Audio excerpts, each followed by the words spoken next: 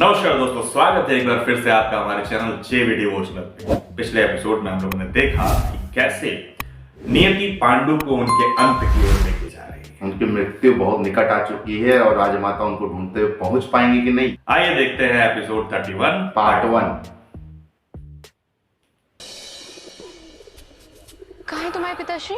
वो तो पूजा के लिए पुष्प लेने गए हैं।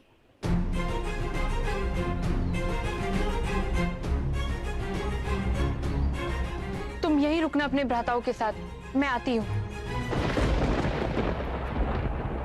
मौसम पलट गया। तुम दोनों को पुत्र हो ही नहीं सकते। महर्षि किंदर ने प्राण त्यागते हुए मुझे यह श्राप दिया था कि यदि मैं किसी स्त्री के साथ सहवास करूंगा तत्क्षण ही मेरे प्राण चले जाएंगे।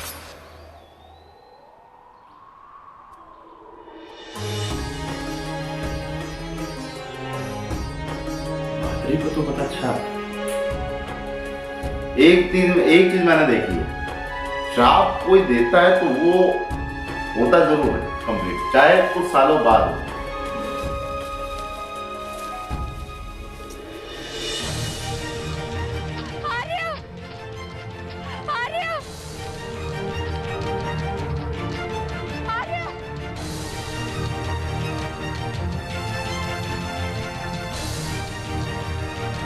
शाहरुख खान बन गए यार।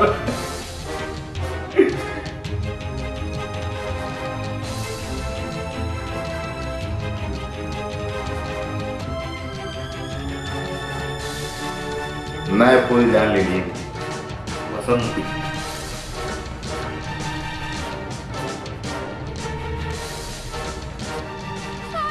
मनुष्य ही तो जीवन है।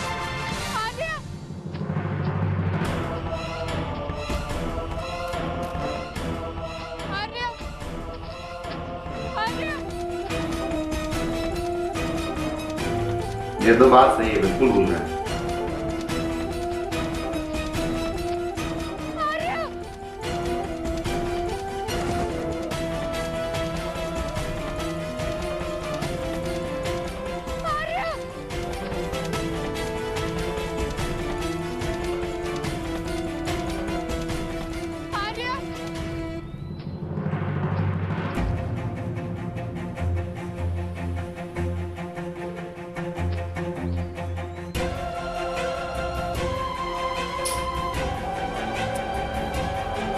चूड़ामणि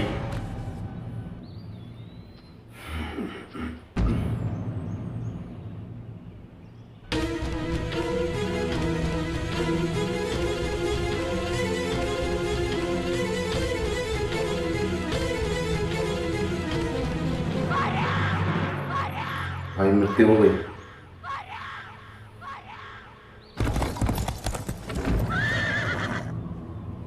इधर राजमाता पहुंच गई।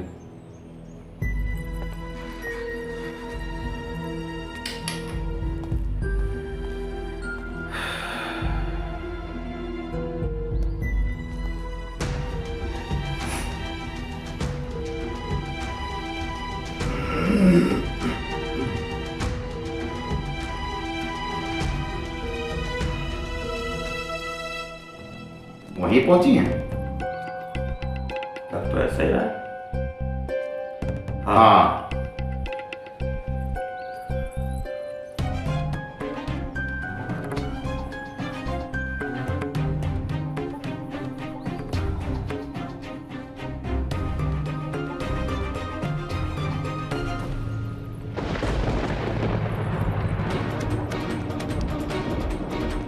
पांडु,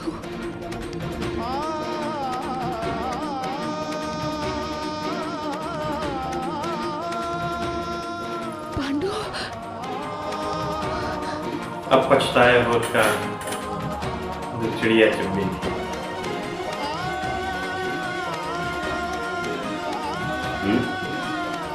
बेहोशी होंगे ना भाई।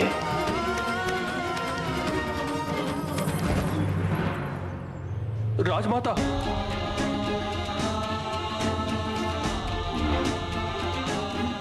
पांडु,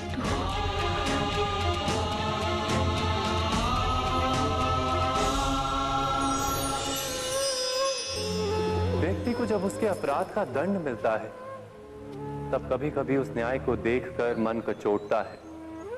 प्रश्न उठता है बात हृदय तो में सही कि है। जब वो अपराध हुआ था तब व्यक्ति भिन्न था। उसके पश्चात उसने इतने पश्चाताप किए, स्वयं में इतना परिवर्तन किया, फिर उसे दंड क्यों मिले? पर जहां आघात होता है वहां प्रत्याघात भी होता है। जैसा कर्म वैसा फल। यदि किसी को प्रेम दोगे तो सुख प्राप्त होगा, यदि किसी की हत्या करोगे तो मृत्यु दंड मिलेगा। जैसा कार्य वैसा ही न्याय। तो फिर प्रायश्चित और पश्चाताप का कोई मूल्य नहीं है? अवश्य है मूल्य। प्रायश्चित और पश्चाताप मनुष्य की आत्मा को बलवान करता है। आने वाले दंड को स्वीकार करने के लिए मनुष्य को तैयार करता है। अर्थात बिना प्रायश्चित के दंड स्वीकार करने का कोई मूल्य है?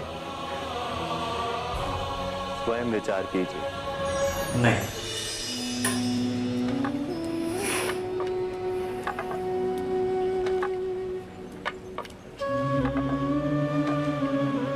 साहब, इतने बड़े राज्य का सम्राट,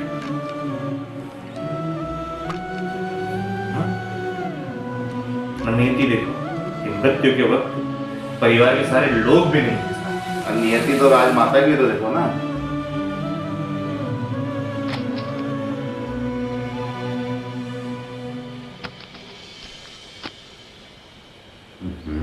देख रहे हो इसका कितना बड़ा तात्पर्य है। मछली और अफसर जब दिखाई दे तभी पकड़ लेना पड़ता है। अपने दो हाथों के फैलाव में जितनी संजोई जाए उतनी ही इच्छा अच्छी होती है सत्यवती। ईश्वर ने हमें इतनी छोटी आंखें दी है, किंतु उन्हीं आंखों में समग्र आकाश देखने की शक्ति भरी है। आपके बाद आपके पुत्र राजा बनेंगे और मेरी संतानों का क्या भविष्य होगा? किंतु हस्तिनापुर में मैं रहूंगी तो केवल साम्राज्ञी बनकर। स्वर्ण मत्स्य के लालसा ने तुम्हारे हथेली से रक्त बहाया था सत्यवती। ये लालसा हृदय से रक्त बहाएगी।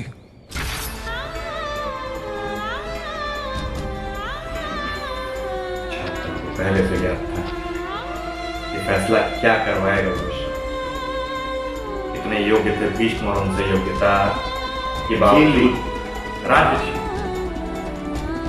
उनसे ज्यादा योग्य कोई था नहीं, लेकिन इनको ऐसा लगता था कि मेरा पुत्र उससे योग्य बनेगा।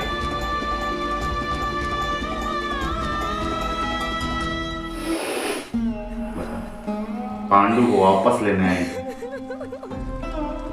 नियति कहती उनकी मृत्यु में शरीक होना।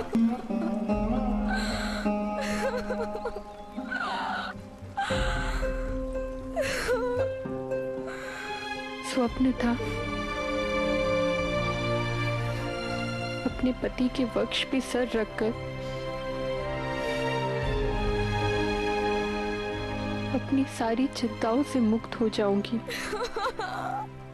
उनकी उदारता के आश्रय में मेरे हृदय के सारे अपराध भाव शांत हो जाएंगे।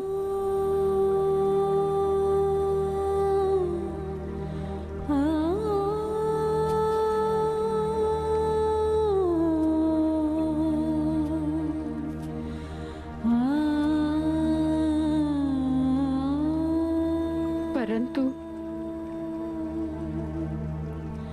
दुर्भाग्य से वो समय ही नहीं आया मेरे इस जीवन में। अपराध तो मेरा था जीजी। अपराध ही किए हैं मैंने जीवन भर। आर्य सदा ही एकांत में मुझे आपका उदाहरण देते रहे कि तन की सुंदरता अच्छे चरित्र का श्रृंगार होती है, बुरे चरित्र पर ढक्कन नहीं। वस्तुतः एक क्षण भी यदि आर्य पूर्ण रूप से मेरे बन जाते, एक क्षण के लिए भी, तो मेरे हाथों आज इतना बड़ा अपराध नहीं होता।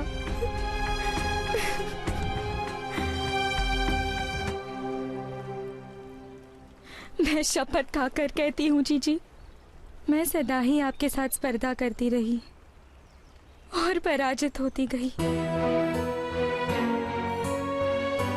मेरे कारण आर्य को श्राप मिला, मेरे ही कारण वो श्राप आज फलीभूत हुआ। इन सारे अपराधों की क्षमा मांगने मुझे आर्य के पास जाना होगा।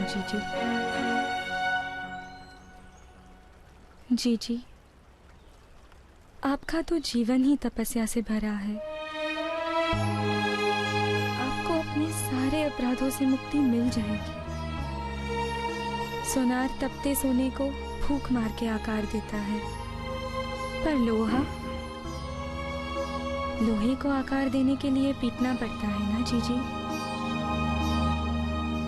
मेरी शुद्धि तब ही होगी जब मैं ये देह त्याग दूंगी, और जितनी ममता आप मेरे पुत्रों को दे पाएंगी जीजी, उतनी मैं शायद आपके पुत्रों को नहीं दे पाऊंगी।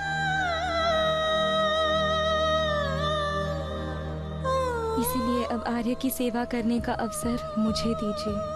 जैसे छिद्र से भरे पात्र में जल नहीं रह सकता, वो स्वयं ही रिक्त हो जाता है, वैसे ही पश्चाताप से भरे इस देह में अब प्राण नहीं टिकेंगे जीजी। तुम्हें अनुमति नहीं दे सकती माधवी।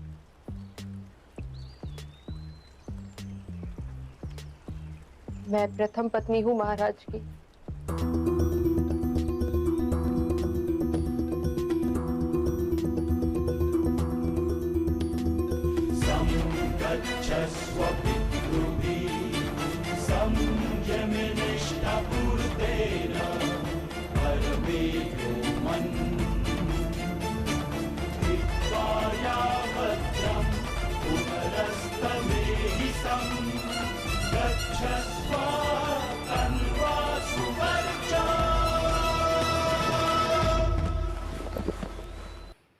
इच्छा मृत्यु और आत्महत्या, ये दोनों बहुत अलग अलग विषय हैं। कभी इच्छा मृत्यु तभी प्राप्त होती है जब आपकी जीवन का उद्देश्य पूर्ण हो जाए और ऐसा लगे कि जीवन में सब कुछ प्राप्त हो चुका है, अब कुछ रिक्त नहीं है, तो ये प्राण जो है वो स्वतः इस शरीर को छोड़कर चले जाते हैं। लेकिन आत्महत्या, जब किसी चीज में आप लिप्त हो और मन परेशानियों से भरा हो, तो उस वक्त उस स्थिति से ना निकल पाने की जो कश्मकश होती है, उस वक्त जो विचार आता है उसे कहते हैं आत्महत्या, और आत्महत्या कायरता की निशानी।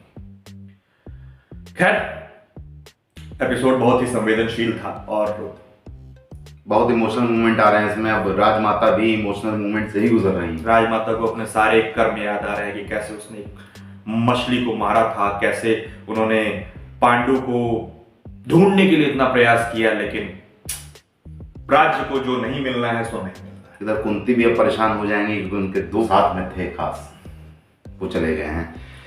तो नए एपिसोड में हमको देखने को मिलेगा कि कैसे पांडु पुत्र अब अपना जीवन व्यतीत करेंगे या राजमाता उनको साथ अपने ले जाएंगी, क्योंकि तपस्या तो पांडु की थी और पूर्ण हुई, पांडु नहीं रहे। और देखते हैं आगे क्या होता है। खैर, बने रहिए हमारे साथ, जल्दी लेके लौटेंगे एक और नया एपिसोड। तब तक के लिए राधे राधे।